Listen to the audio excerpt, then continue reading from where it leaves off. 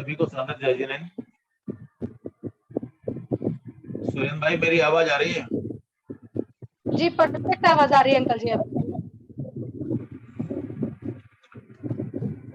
Love जिहाद, love जिहाद, love जिहाद को सुन सुन के, विचार करके, देखकर लव जिहाद में से बीमार व्यक्तियों को बाहर लाके निश्चित रूप से मेरा मन तो बड़ा दुखी है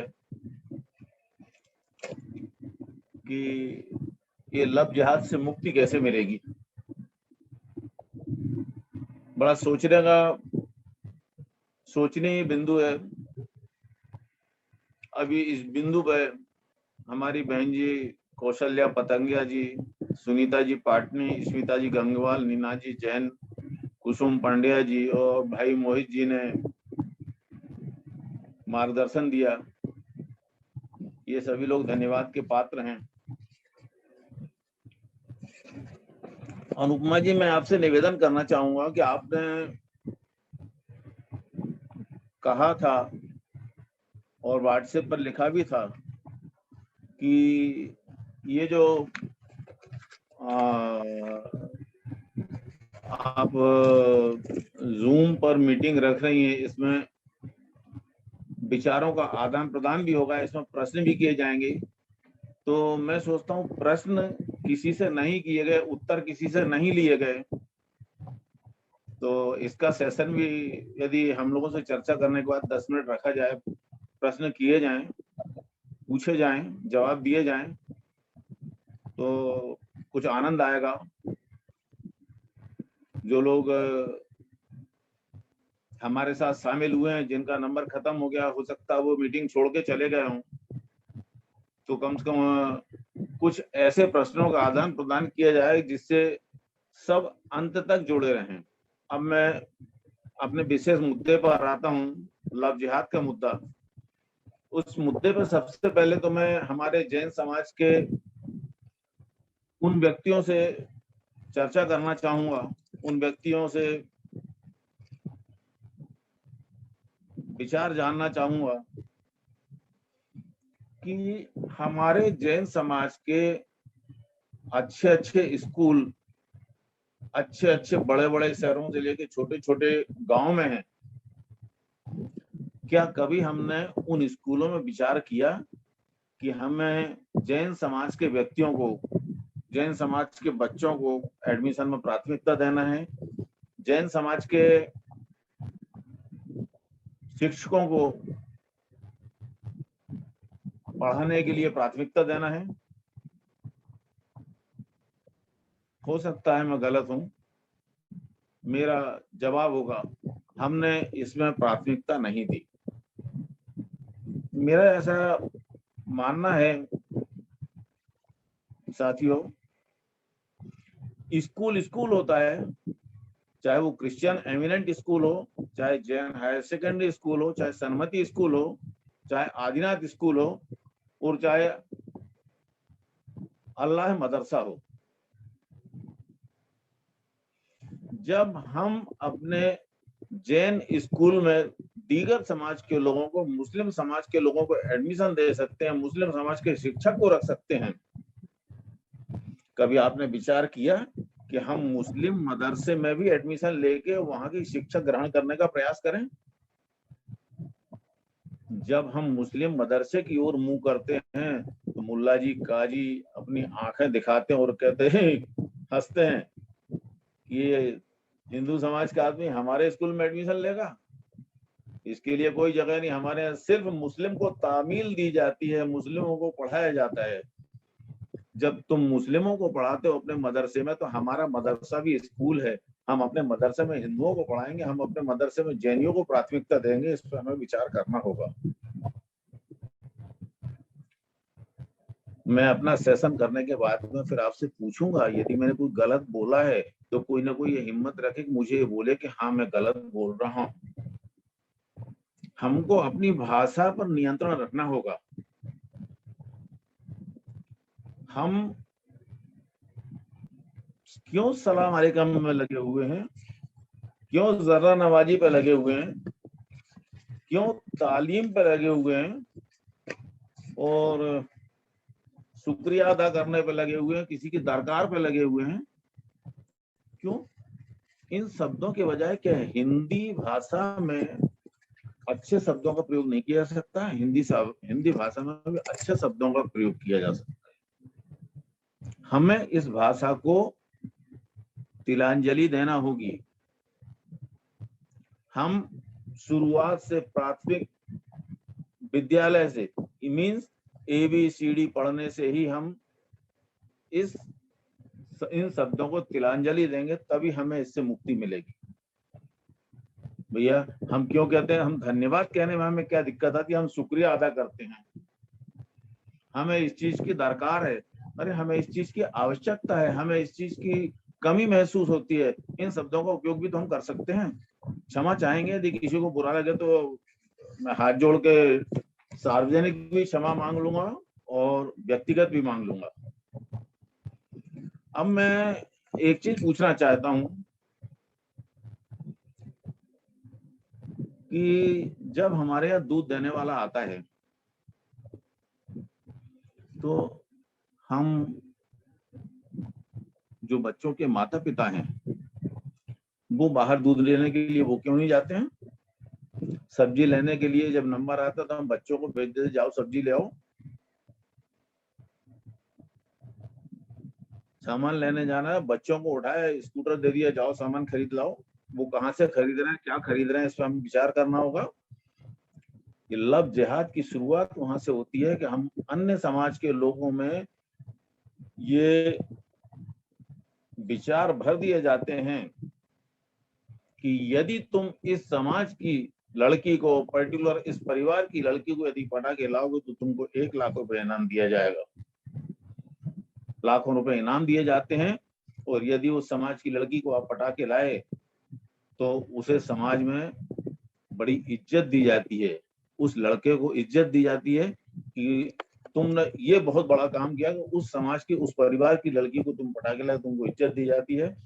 और लड़की अपने भावों में बह के चली तो जाती है, जब वहां उसके साथ जो कर्म होते हैं उनसे दुखी होकर वापस लौटने का प्रयास करती है, उस पर जो अत्याचार होते हैं उन अत्याचारों का अंदाजा लगाना बड़ा मुश्किल है।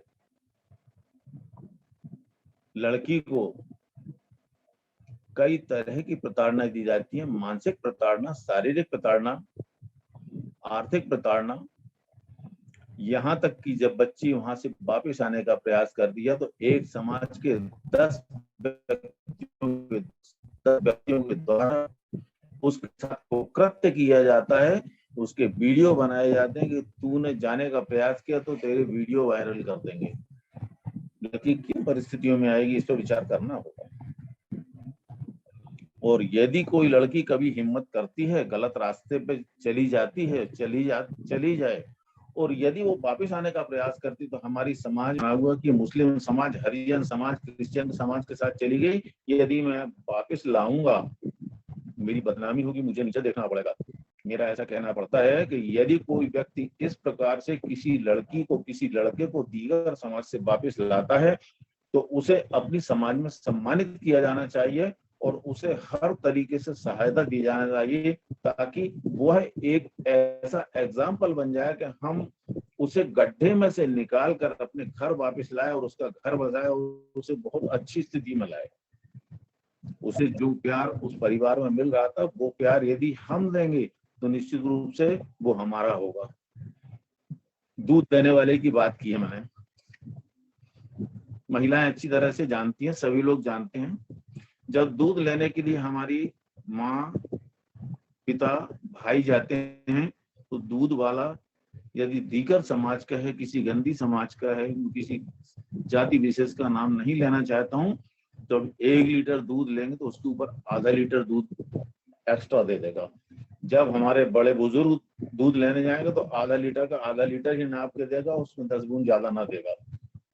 तो हमें लगता है कि जब हम बच्ची दूध लेने जाती है उसे ज्यादा मिल जाता है, हम उसी को भेजें, और वो पहले दूध ज्यादा देंगे, फिर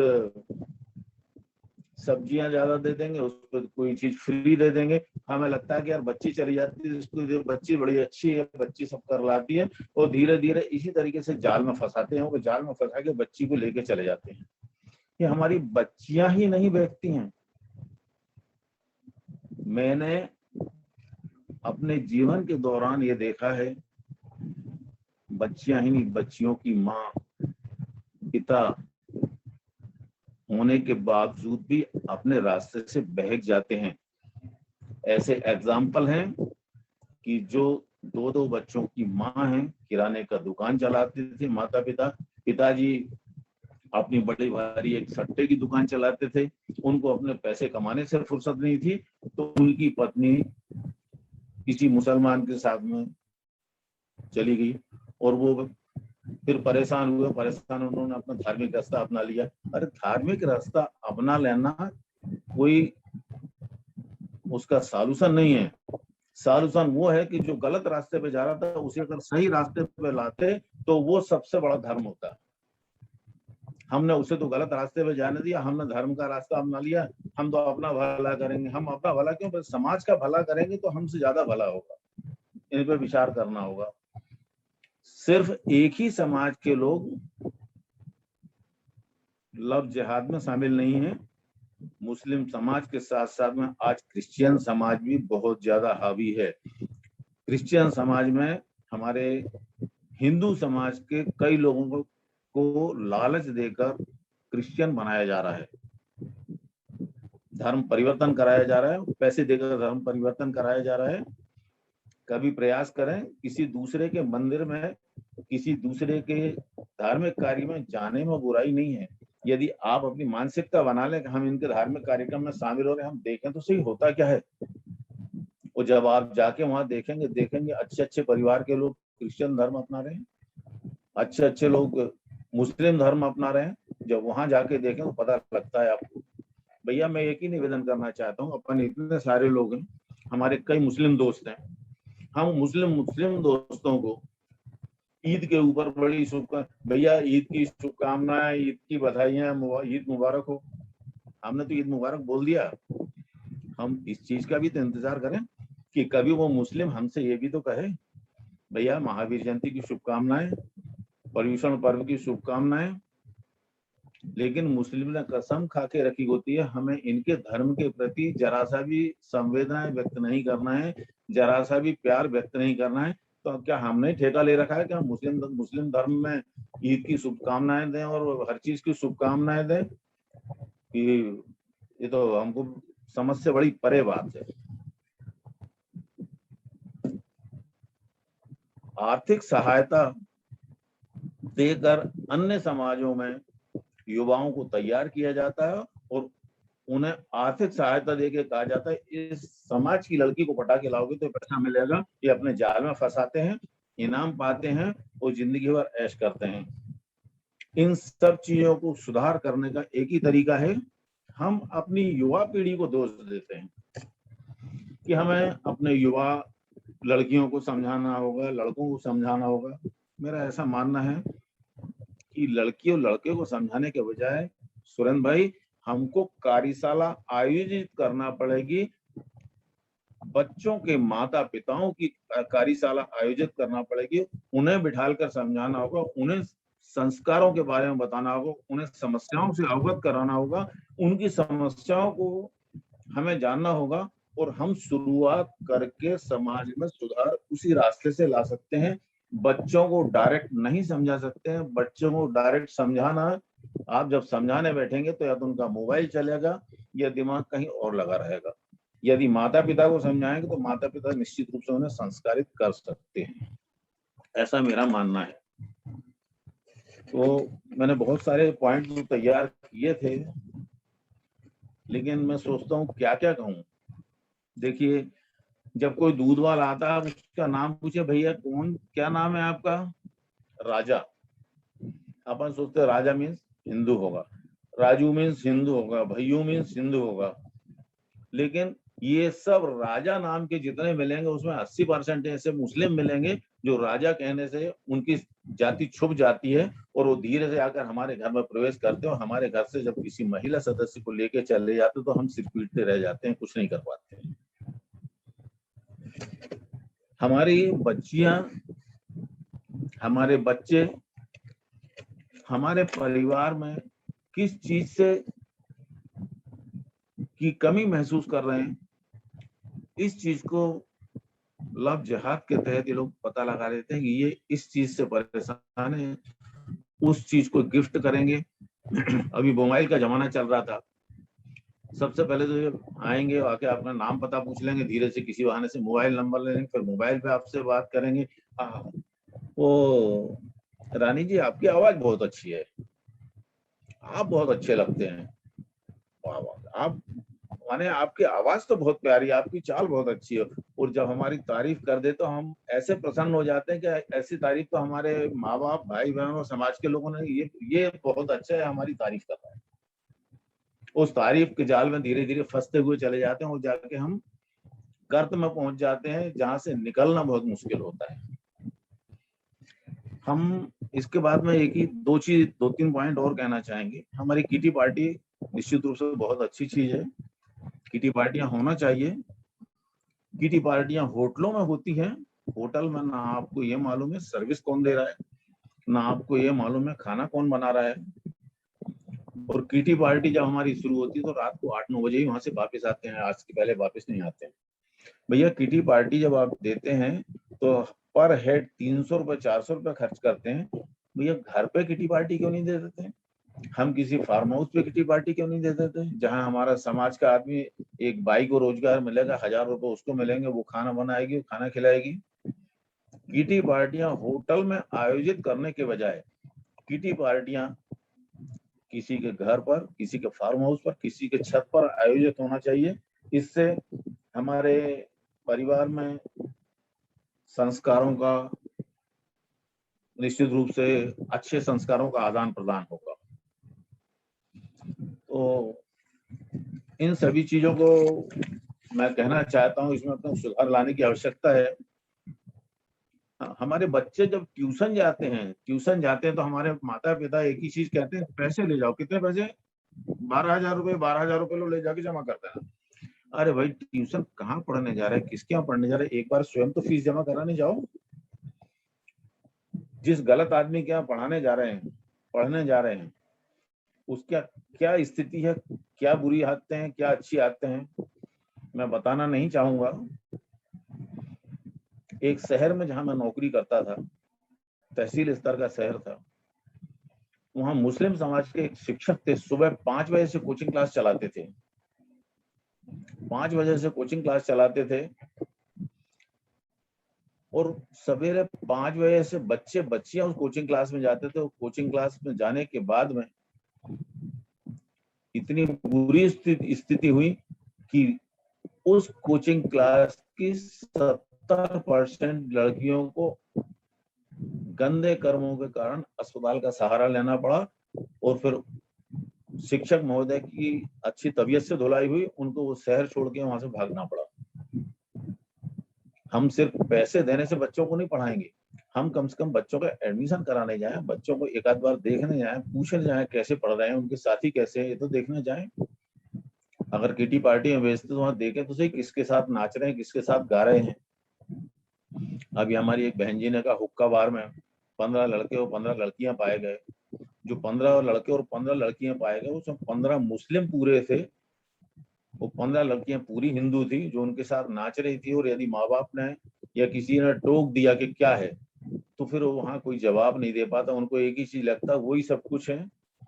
और जब किसी इश्क के जाल में हमारी लड़कियां लड़के फंस जाते हैं, तो सबसे पहले ये होता है कि 21 साल तक 22 साल तक हम लोगों ने पाला पोसा बड़ा किया, सब कुछ किया, लेकिन जब 22वें साल में भाग के चली जाती हैं तो सब भागते ही साथ में सबसे पहला पत्र जो लिखा जाता है थाने को और एसपी को लिखा जाता है कि मेरे माँ बाप मेरे दुश्मन हैं, मुझे और मेरे प्रेमी को मार डालेंगे, हम बालिग हैं, समझदार हैं, हमने अपनी मर्जी से शादी कर ली है, हमें उनसे सुरक्षा प्रदान की जाए।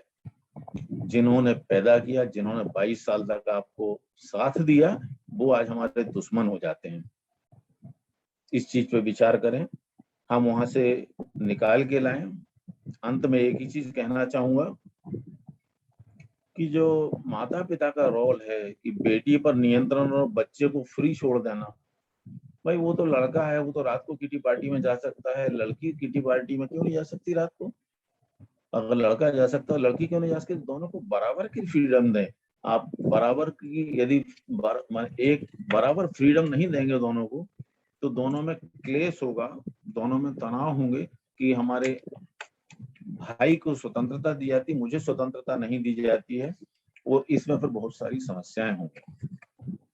हमारी जो बच्चियां हैं 16 साल से लेके 15 साल, जो टीनेजर्स कहा गया है, 13 साल से लेके 19 साल, मेरा मानना है 21 साल तक, ये बच्चियां मिट्टी का लौंदा होती हैं। जैसे कुम्हार एक मिट्टी का लौंदा लेता है और उस मिट्टी के लौंदे को जैसे कुछ बनाना शुरू करता, तो मुझे लगता है कि गमला बना रहा है, लेकिन गमला बनाते बनाते उसे मटका बना देता है, मटका बनाते बनाते उसे सुराही बना देता है। सुराही जब मिट्टी कच्ची होती तो हम उसे गमले का रूप, मटके का रूप, सुराही का रूप दे देते हैं, लेकिन जब वो सुराही पक जाती है, पकने के बाद हम उसको रूप नहीं दे सकते, पकने के बाद तो उसे फोड़ना ही पड़ता है। इसी प्रकार से बच्चों का हाल है।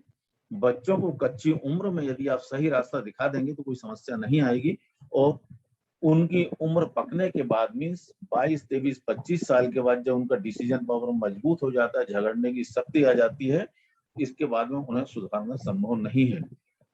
बच्चों को यदि संस्कार देना है तो 13 साल के बच्चों को, 13 साल की बच्चों को बच्चा मत समझिए, वो आपसे ज्यादा समझदार है, आपसे ज्यादा ज्ञानवान है। अपने को उस समय से यदि इन्हें सही रास्ते पे ले जाएं तो हमारी समस्याएं बहुत कुछ सॉल्व हो जाएंगी। तो सुरेंद्र भाई, अंत में मेरा एक ही निवेदन है कि अब हम कोई कार्यशाला आयोजित करें। कार्यशाला सबसे पहले माता पिता बुजुर्गों से कार्यशाला आयोजित करें, और कार्यशाला ये कह के आयोजित ना करें कि लव जिहाद पर कार्यशाला कर रहे हैं। हम किसी भी कार्यक्रम की रूपरेखा बनाएं, उस रूपरेखा में सब कार्यक्रम रखें, उसमें 45 मिनट का यही लेक्चर रखेंगे, लव जिहाद से बच्चों को कैसे बचाना, उसकी रोकथाम के क्या उपाय हैं, उसका निराकरण का क्या उपाय है। यदि ये करेंगे तो निश्चित रूप से हमें सफलता मिलेगी। अब हमें मीटिंग आयोजित नहीं करना है, अब हमें कार्यशाला आयोजित करके कार्य में परिणित करना है। अगर हम उसको कार्य में परिणित करेंगे तो निश्चित रूप से हमारी सफलता हमारे कदम को चूमेगी। बहुत बहुत धन्यवाद, सभी को सादर जय जिनेंद्र। मैंने बहुत ज्यादा कुछ बोला है, यदि किसी को बुरा लगे तो मैं क्षमा चाहता हूँ।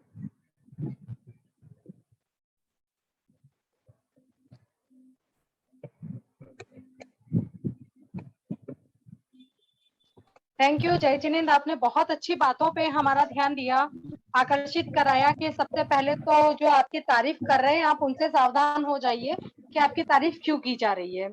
दूसरे, बेटे और बेटियों में हमें बराबर से ध्यान देना होगा, और नाम जिहाद पे भी हमें थोड़ा सा ध्यान देना होगा कि नाम तो वो हिंदुओं के रखते हैं लेकिन होते मुसलमान हैं।